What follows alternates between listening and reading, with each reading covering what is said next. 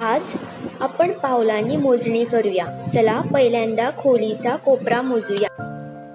1 2 3 4 5. चांगले. किती पावले झाली? सही. आता मैदानाच्या लांबीला मापूया. पावले मोजून पाहू. 1 2 3 4 5 6 7. छान. किती पावले झाली? 8 पावले. अहो, छोट्या रस्त्यावर आणि मोठ्या रस्त्यावर पावलांचे अंतर पहा. पावलांनी मोजणी शिकून तुम्हाला मापांचा फरक समजायला मदत होईल. आता टेपने किंवा मापपट्टीने मापूया. तुमच्या मोजणीच्या एकाच अंतराशी तुलना करूया. आता समजलं. पावले आणि मापांमध्ये फरक आहे.